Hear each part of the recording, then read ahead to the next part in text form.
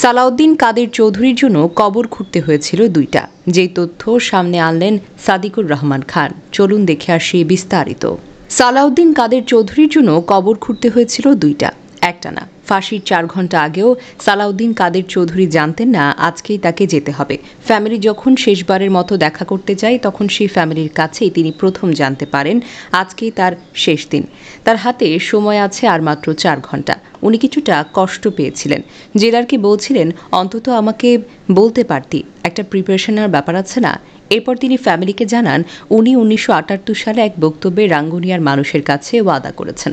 শেষ ইচ্ছা শুনেই চৌধুরী পরিবার রাঙ্গুনিয়াতে কবর খননের কাজটি শুরু করেন। কি অদ্ভুত জীবন, তাই না? মানুষটা তখনও বেঁচে আছে, অথচ কবর খোঁড়া শুরু হয়ে গেছে। বাট ফাঁসি কার্যকরের পর জেলার সাফ জানিয়ে দেয় লাশ রাঙ্গুনিয়া যাবে না, লাশ অবশ্যই রাউজানে নিয়ে যেতে হবে। অনেক চেষ্টা করেও যখন মানানো যায়নি, তখন সালাউদ্দিন কাদের চৌধুরীর কাজিন সালমান এফ রহমানের মাধ্যমে শেখ হাসিনার কাছে বলা হয় উনি যেন জেনারকে বলে দেন লাশটা রাঙ্গুনিয়াতে দাফন করার ব্যাপারে। শেখ হাসিনা স্পষ্ট জানিয়ে দেন রাঙ্গুনিয়া না, সালাউদ্দিন কাদের চৌধুরীর দাফন রাউজানেই করতে হবে। শেষ পর্যন্ত রাউজানে আরেকটা কবর খোঁড়া হয়, ওখানেই সালাউদ্দিন কাদের চৌধুরীকে দাফন করা হয়। আমি শুধু ভাবি ঠিক কতটা বিদ্বেষ পুষে রাখলে এই ধরনের কাজ করা যায়। সালাউদ্দিন কাদের চৌধুরীকে মরতে হয়েছিল হাসিনার ব্যক্তিগত রাগ, ক্ষোভ আর ঘৃণার কারণে। জানেন কি না, সালাউদ্দিন কাদের চৌধুরীর পক্ষে সাক্ষী দেওয়ার জন্য 100 জনের একটি তালিকা জমা দেওয়া হয়েছিল। হাসিনা প্রমিনেন্ট সাক্ষীদের কাউকে অ্যালাউ করেনি, অ্যান্ড এই রায় আদালতে লেখাও হয়নি, বরং এই রায় লেখা হয়েছিল সরাসরি শেখ হাসিনার নির্দেশে আইন মন্ত্রণালয়ে বসে।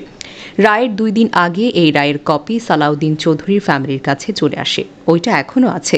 আদালতে রায় লেখা হলে রায়ের কপি রায় হওয়ার 2 দিন আগেই বের হলো কেমনে? যাই হোক, সালাউদ্দিন কাদের চৌধুরীর বিচার একটা উদাহরণ হয়ে থাকবে। বিচারের নামে ঠিক কতটা জঘন্য কাজ করা সম্ভব সেটা এই আদালতে মামলাটা স্টাডি করলে আপনি বুঝতে পারবেন। আর সালাউদ্দিন কাদের চৌধুরীর জন্য খোঁড়া হয়েছিল 2টি কবর। এই 2টি কবর উদাহরণ হয়ে থাকবে শেখ হাসিনার স্বৈরতন্ত্রের।